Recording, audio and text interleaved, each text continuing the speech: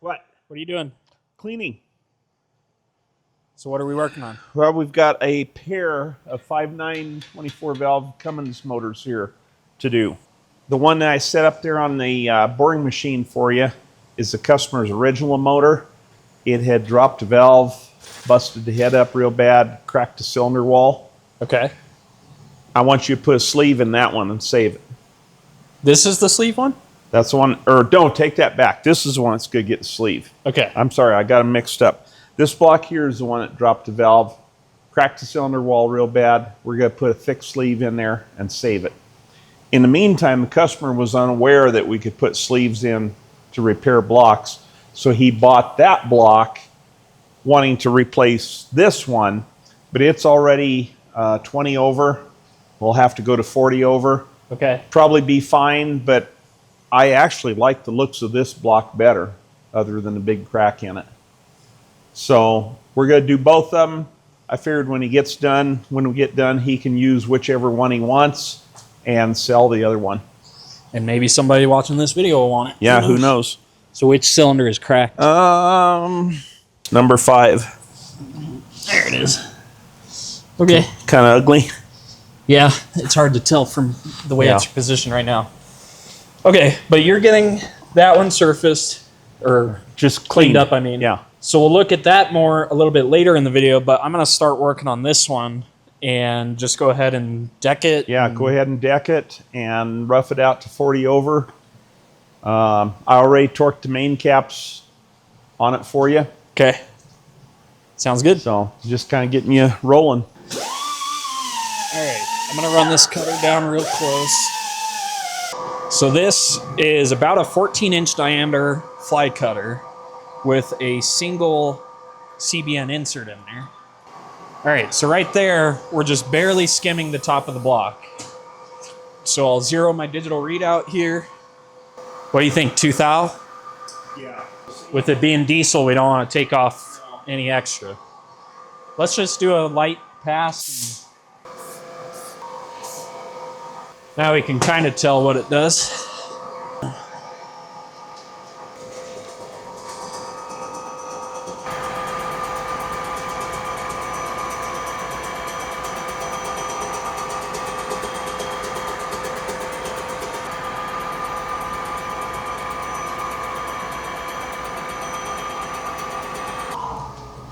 Front row. What? Oh, it didn't clean up.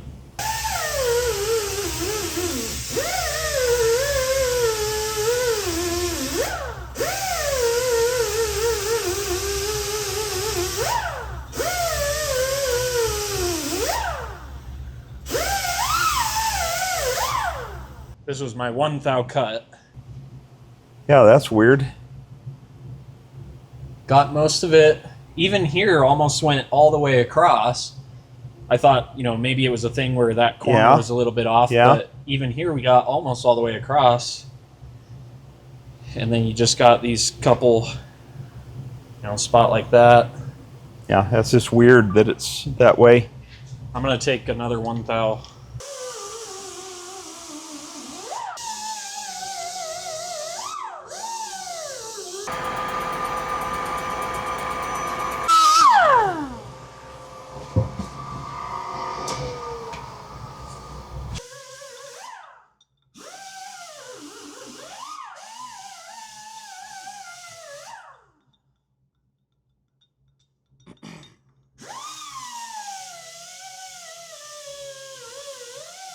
You know how hard it is to get up every time you say come here? Should have thought of that before you sat down. How perfect does this need to be? It's like the gasket kind of worked into it. Good to do. I would do your finish cut and not worry about it, because I think that's the kind of the edge of where the gasket seals. I think it'll be around the outside of that. Kind of like this stuff here. Okay. 1 thou or half? I'd go 1. Okay. Make it worthwhile. Okay, so that'll be 3 total off the block. That's reasonable. Yeah, that's good.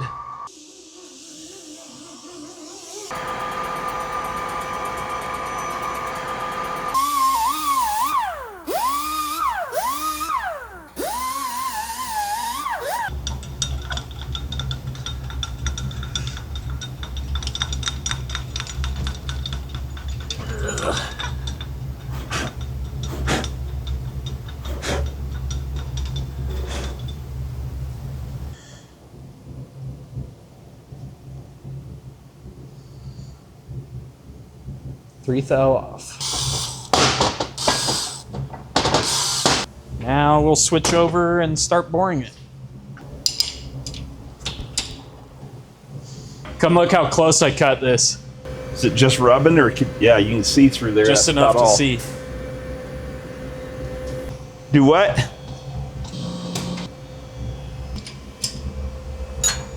So the factory bore size on these, what they list here, 101.999 to 102.039 millimeters. So you convert that into inches, 4.0157 to 4.0173. So they give a pretty wide tolerance range there for what the bore diameter can be. 1 millimeter oversized pistons, 102.999 to 103.039, meaning our final bore size needs to be 4.0551 inches to 4.0567 inches. And the only reason I'm converting it back into inches is because our tools, our setting fixture here for our cutter all measures in inches. So we gotta convert it back over. Then I want to leave about 5 thousandths left to hone in the cylinder hone. So we're aiming for 4.050 and 1/10. And I've got this cutter set up here, actually just slightly under that. We're at 4.049 and a few. So we should be in a good spot. Help me lower this block down. Where are we gonna put our hands? Under it. Ready? I'm getting ready to bore the cylinders here. Okay, so if you want them tomorrow, order them and we'll either return or cancel the Amazon order. We had a little debacle here because the cleaning guy asked me to look for some studs. So I found them on Amazon and they were about $10 cheaper than the other place, but they would be here in 2 days. They had free 2-day shipping. And the cleaning guy heard today, and he thought they would be here today. So he said order them. So I ordered them, and then he's pissed off that they're not going to be here today because they're going to be here in 2 days. Anyway. Okay, so this little indicator sweeps around the inside diameter of that bore, and we can read what it's indicating up here on that dial. So we need to get that dial to be running true by moving the x-axis and the y-axis of the table.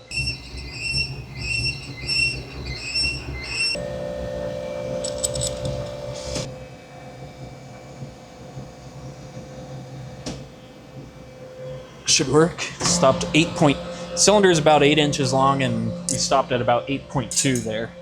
We'll run her fast.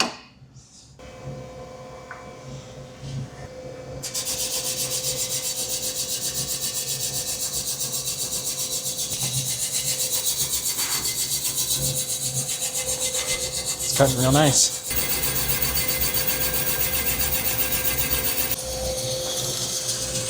Okay, so show us what you're working on. And I am working on the connecting rods, figuring out if we have a good set here.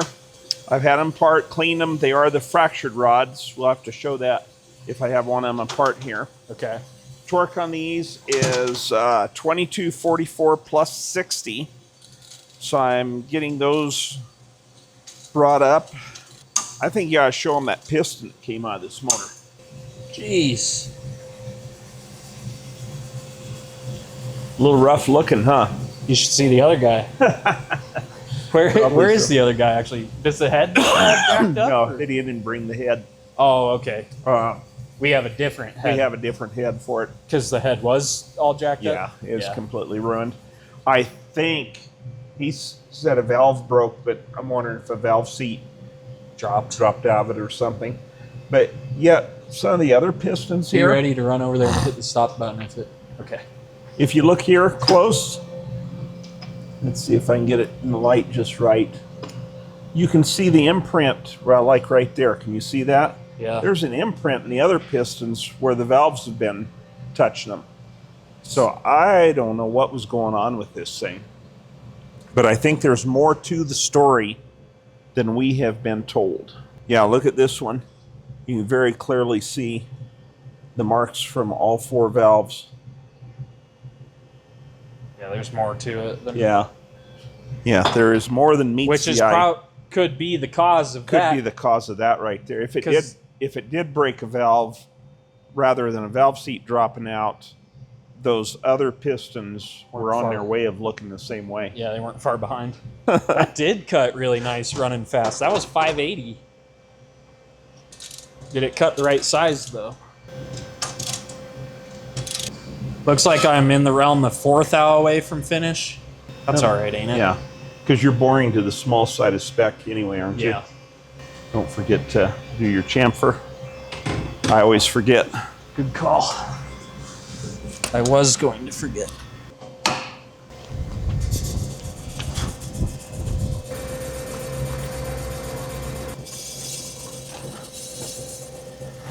Go about like that, because it'll get a little bit smaller by the hone. Go back and catch the leftmost cylinder here. While the automatic down feed is still disengaged, I'm going to chamfer.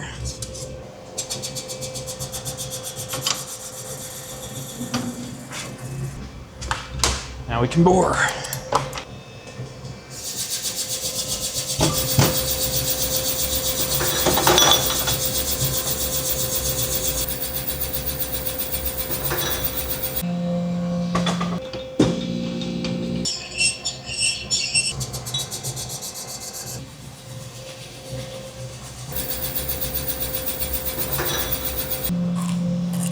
Like these. Yeah.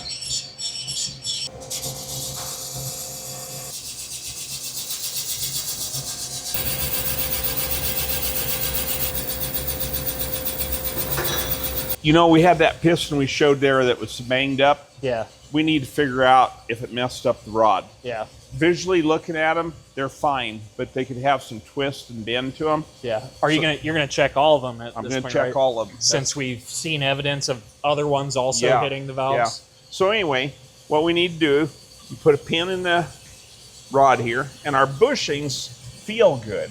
I haven't measured them yet, but they feel good.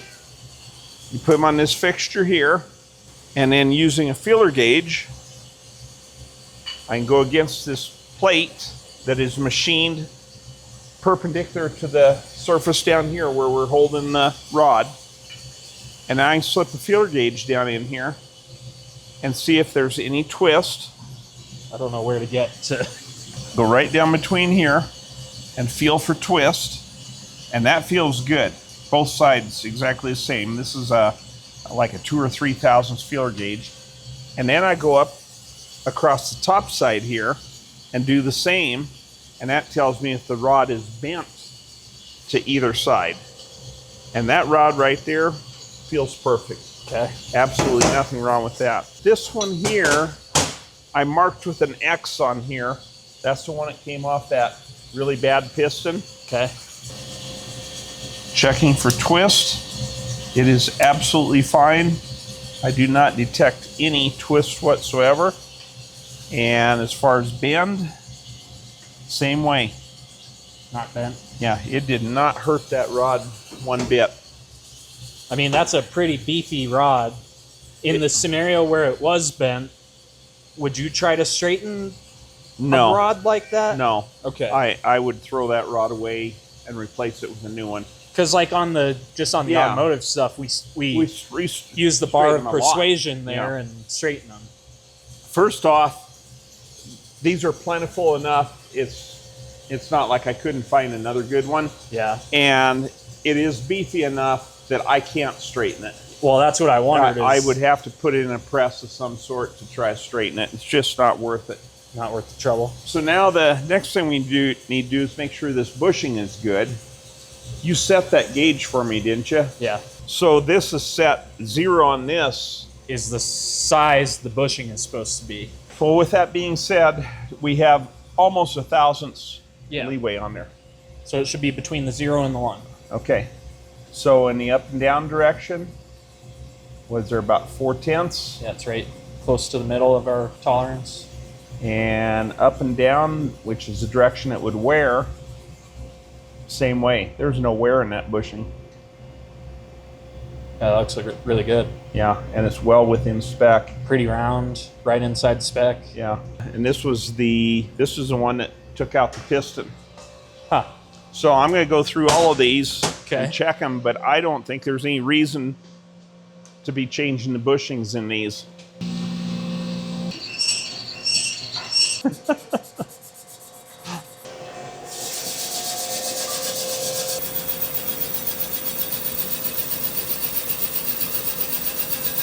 I went through all 6 of the pin bushings, checking the rods, and this one here is the very worst one. There's my side to side. So the direction of least wear. If I get it on here, and there is my up and down. Oh. But I'm still well within new spec. Yeah. I don't think it's worth doing anything with them. I don't think so either. And what you just mentioned, their new spec, I assume there's a wear limit that they still might. Because that, sometimes they list that where it's like new can be within this range right here, but a wear spec can be clear out here. For a used. Yeah. So there's... And we're still, you know, we've got this wear, or this new spec here, and we're still within here of what can be for new. It could have come out of the factory a couple tenths bigger than that and still been in spec. So that's why there's no reason to consider going to the expense and trouble to put new bushings in. Yeah.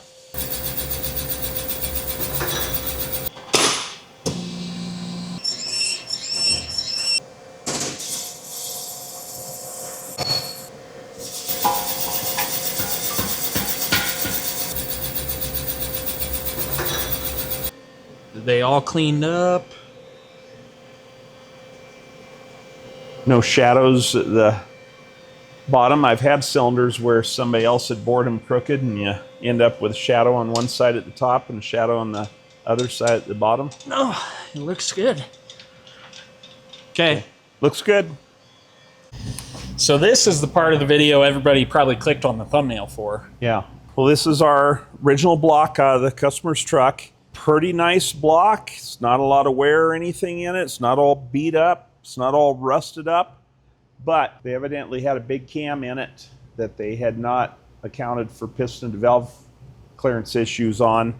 And it broke head off one of the valves, dropped it in, and left us a big old crack. And this was the previous owner? Previous owner, yeah. So we have no real history of this from the current owner because he bought the truck as is. I don't know the whole story behind all that other than he bought it as is. You don't even need to Magnaflux that. No, waste of time even trying that. So that's a pretty, I mean, you can feel that. And what that is when that valve... When the head came off the valve, it cocked the piston in the cylinder and blew out the cylinder wall. Yeah. What are we going to do to it? Well, I mean, shouldn't this be junk? It should be junk, but I have a problem just throwing things away. The customer thought it was going to be junk, so he went and bought that other block that we've... the one we just bored. The one we just bored. This block is nice enough. I said, why don't we put a sleeve in it and save it? So we had a custom-built sleeve made for us. Extra thick, flange on the top. And we're going to bore that out and press that sleeve in and salvage this block. See if we can save it. Yeah. Let's see. We normally do 1/8 inch. This is 3/16 3/16 wall. Yeah, roughly. So pretty dang thick. Yeah.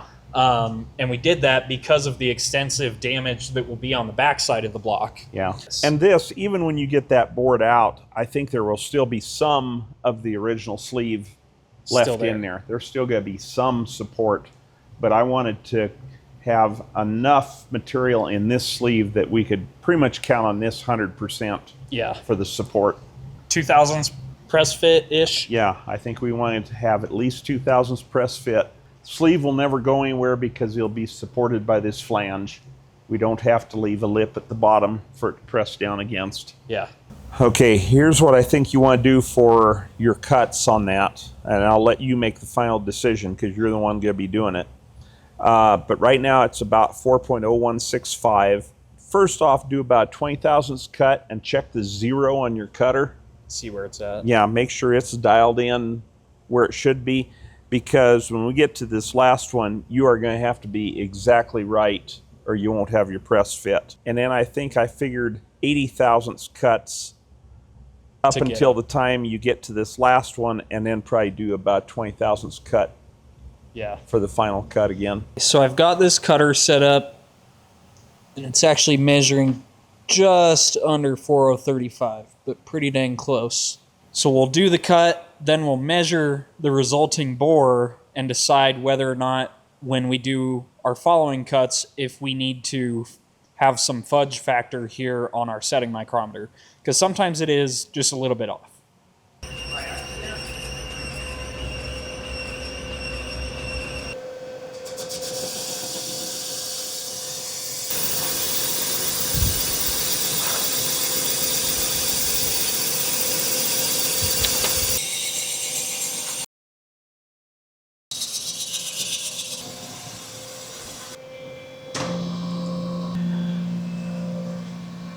Wow, that looks interesting.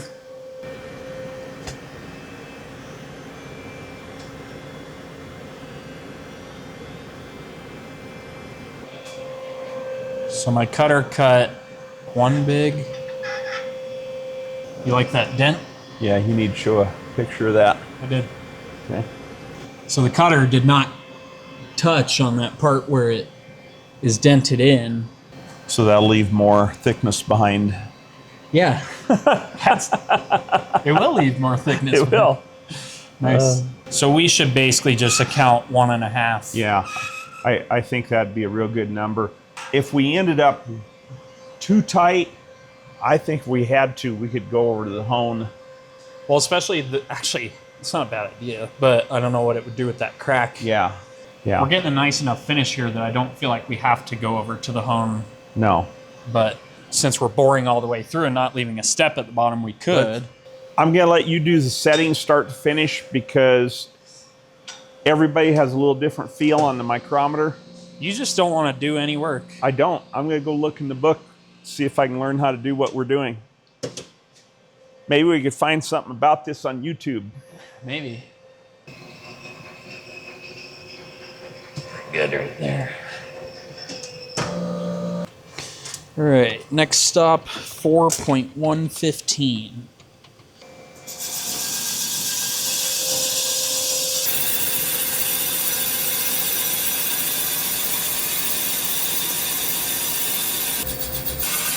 Already got a pretty good chip pile coming.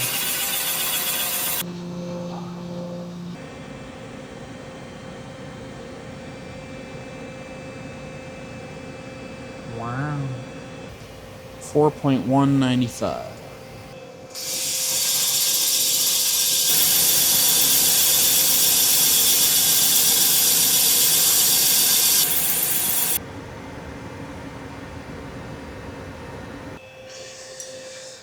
$4.275.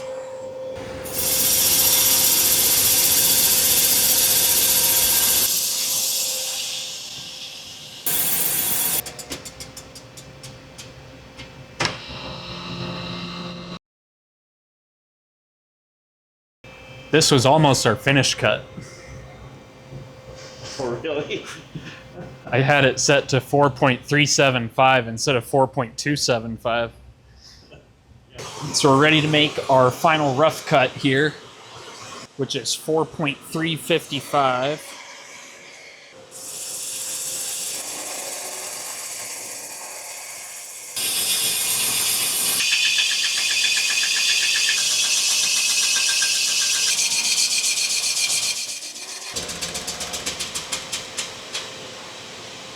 So we're down to our final cut here for the sleeve.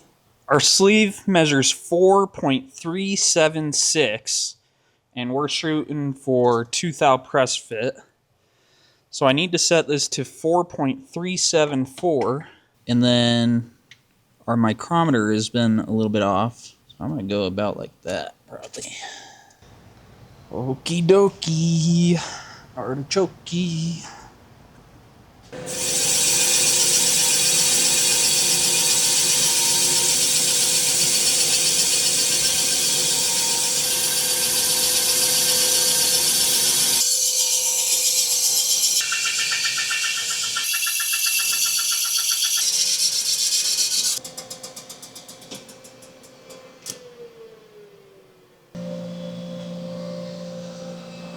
So looking at the bottom of the cylinder here, we're kind of right at that 3 press. And then at the top, we're probably 3.5. So definitely on the tighter side of where we want it to be. Without adjusting the cutter, I'm gonna run it down through this top section just enough so that I can get my bore gauge in there and measure and see what it does by doing that. It may open it just a tiny little bit more and get us a little bit nicer of a press fit. And at the top, we have that flange to seal on. We're not quite as worried about the bot as we are at the bottom. So I'll test it on the top. If it looks like it's gonna work good, we'll run it on through to the bottom again.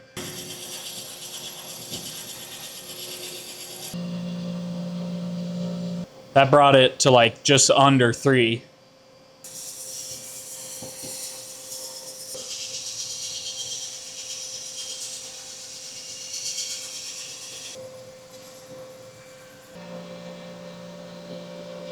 Yeah, now we're in a nice like 2.5 to 3 range.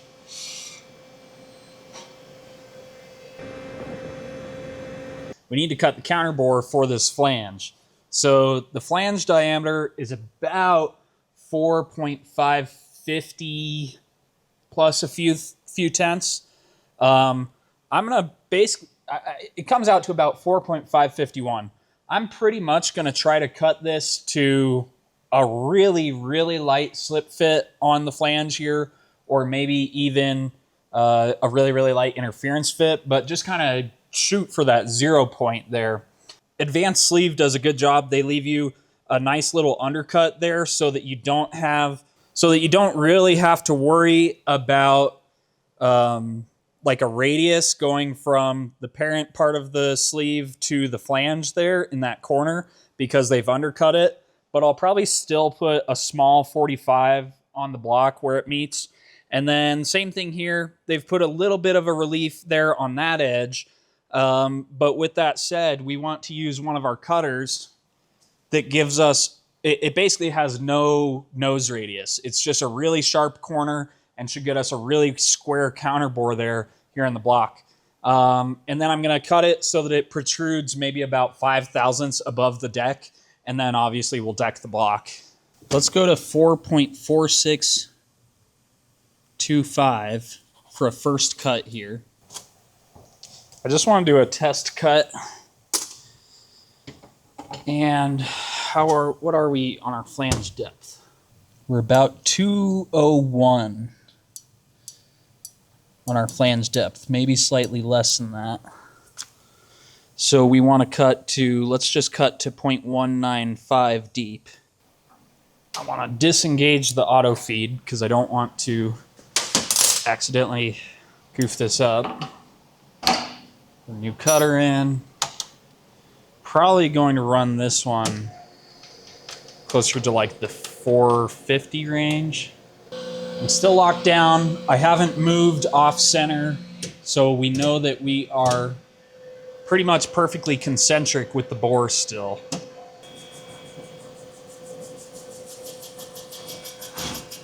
Okay, I hear it.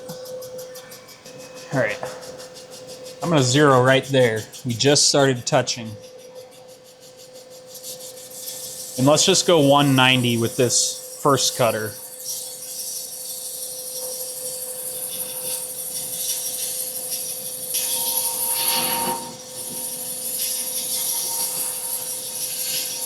$150, $170.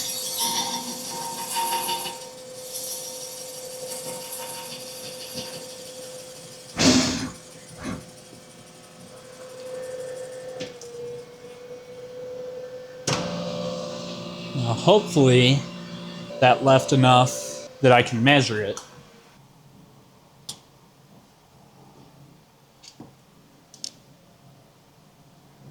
I'm getting like right at 4.463 depending on how I measure that, which is right about where I have the cutter set.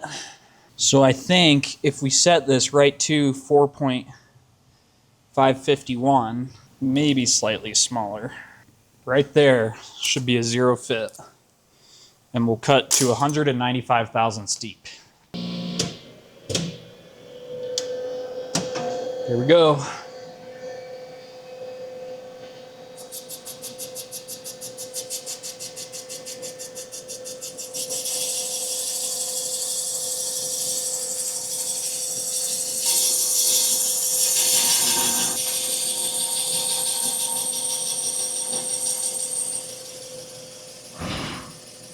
That is our finished counterbore.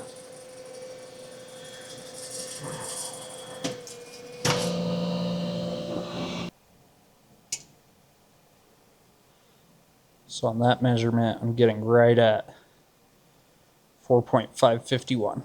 So in other words, we have a very light, basically a zero fit. We're no press, but no slip. So the one last thing that I'm going to do is, like I mentioned, I'm going to take off just a little bit off this ledge here. Even though that sleeve has a little bit of a relief there, I think it helps get the sleeve started in if we break that edge. And if nothing else, it can't hurt to have a little bit of extra clearance there so that the sleeve doesn't sit up on that edge in case that relief that's on the sleeve is not quite enough.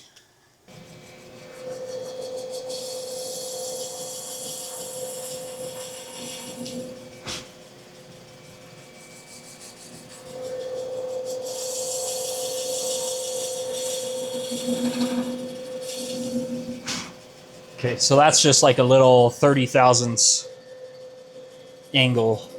Nice.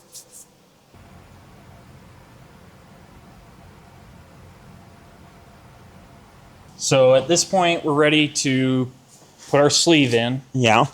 We're going to use our hydraulic cylinder like we did on the last sleeve video we did on that W series. Our bar here is barely long enough, and hopefully it's strong enough To do what we need. do what we need. We are going to put Loctite around the bottom. That'll help seal it, mostly, Right. is what we're after. And then we were talking maybe just some right around the top of the The flange outside of the part. flange. We want to put just a little bit of oil around the very, very top. Just right here. Yeah. I think we can go ahead and do that right now, can't we? Or Yeah. do you want to wait until after the sleeve is partway in? Let's do it right now. Yeah.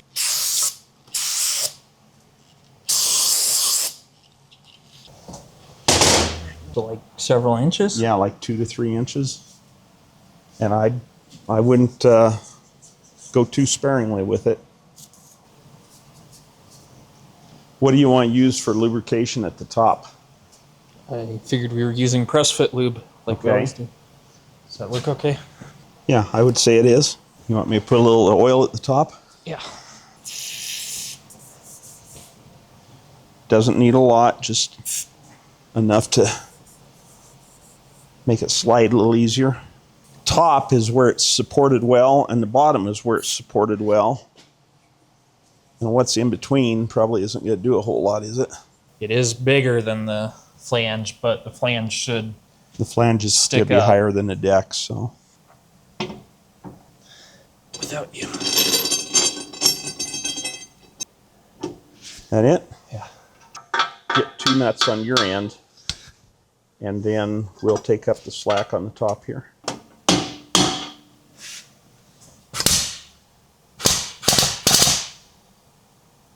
Did that straighten it up, or did that? Where's just leave it. Yeah, give it about that much more again.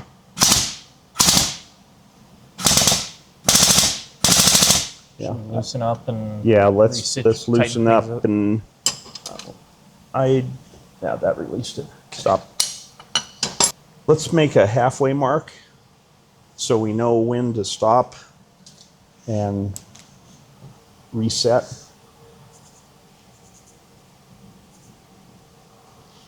What did you draw on there? Oh. Yeah.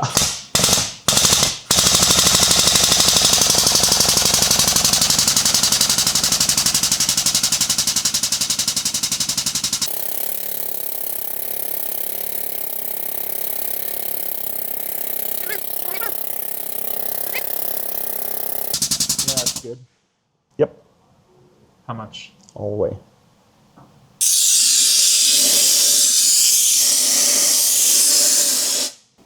Up, and I'll hold the nut on the bottom here. I would have left it in the freezer for 3 days. Well, we didn't, so there. It looks like it's centered down here pretty well. Let's put a little bit of Loctite around the outside of the upper flange. We don't want any under it though, because we could liquid lock it and we don't want that.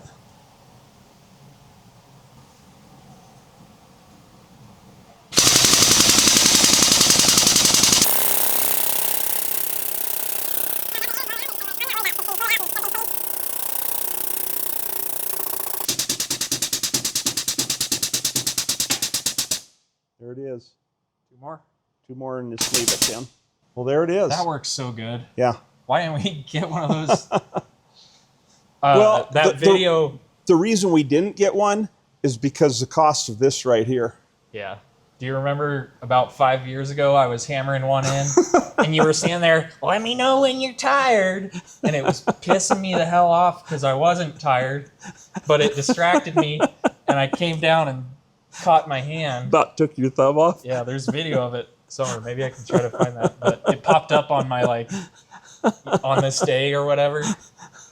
I almost wrecked my hand big time, but yeah, that could have been bad. oh, there's something about your dad acting like you can't do something, and it's just like, ugh. The reason why is because your dads have been there and done that, and they know how bad that's going to hurt, and they know there's no way you're going to learn other than get hurt. Yeah. There it goes. Okay, there's your rod and your nuts.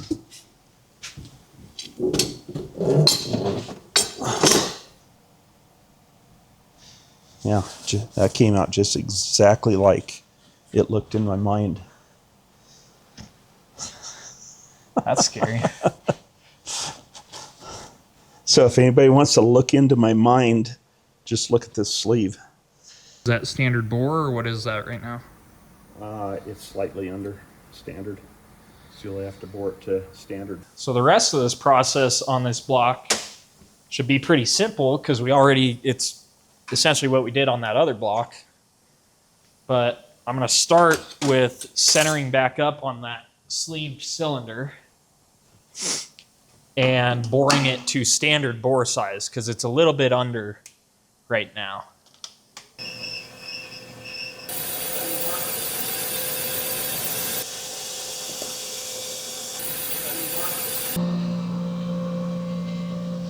That machine's so pretty. This is going to be our rough bore for our finish size. So we're leaving about 5 thousandths to finish out in the cylinder hone.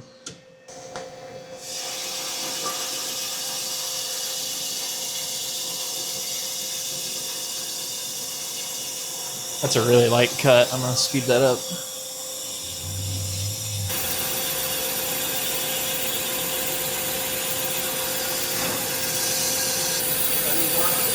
So that one is ready. Well, it's at our rough bore size so that we left around 5 thousandths to finish out in the cylinder hone. I am going to come down and put a chamfer on it though.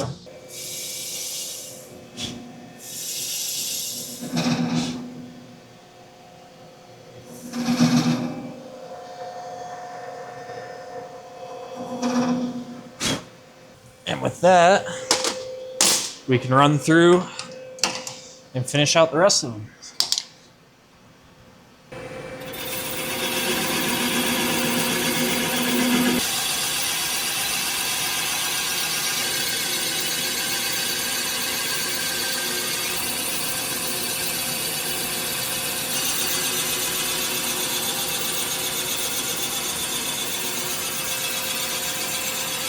Okay, so now we need to switch this over so that we can bore the block, or deck the block rather.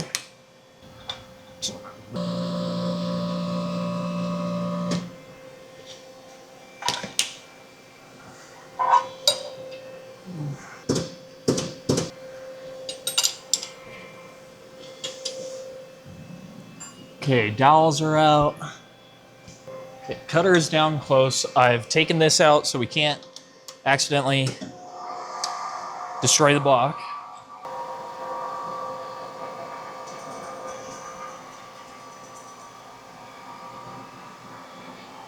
Okay, so there's our 0 point.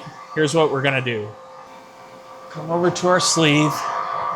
Should touch 5 or 6 above. There's 6.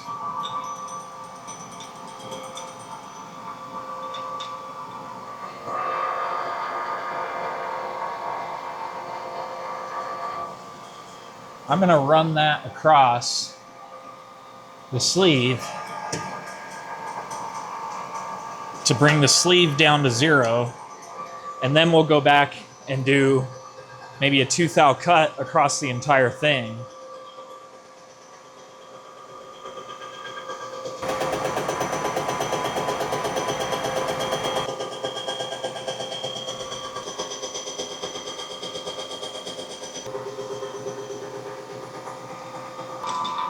All right, so that's kind of our 0 deck.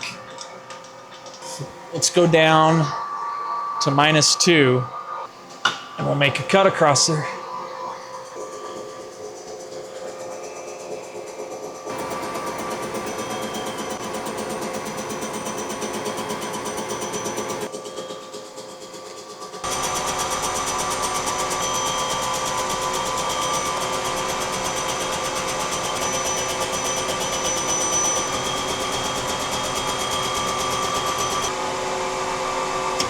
Okay.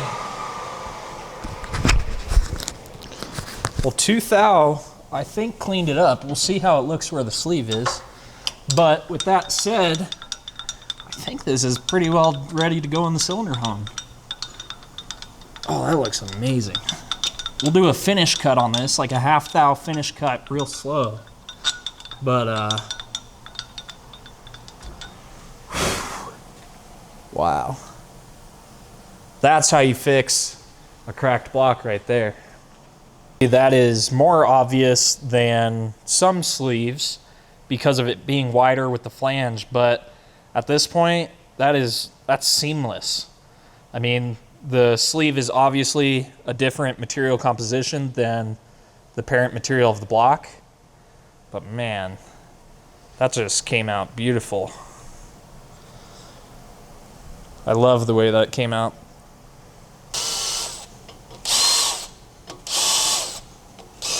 It's always satisfying when you can make a repair like that and it comes out looking as good as that did. So like I said, I'm gonna go ahead and set this up here to make a really light 1/2 thou finish cut, and I'm gonna run it quite a bit slower on the traverse speed. I might even go ahead and spray some polish on there, give it the best chance of making a really nice finish cut. Oil the table. That's not the way oil. Oh well. It's getting a little bit of engine oil in there. So we'll give that our 1/2 thou finish cut, and then both of these blocks are ready to go into the cylinder hone to be finished out. We'll also be doing the cylinder head in a future video, but for now, that's just gonna be the end of the video for this week. Drop your comment and tell us what you think about that repair, if you think it's gonna hold or not. we're 100% confident in that, but we always like to see you guys' opinions. That being said, that's probably the biggest crack that I've ever tried to repair in a cylinder. But we repair cracked cylinders with sleeves all the time, and you know, we got an extra thick sleeve for this just because of how compromised the parent material was. But we have a solid foundation at the top and a solid foundation at the bottom, so we think it's going to hold pretty tight. Drop a comment, hit the like button, subscribe, and we'll see you in the next one.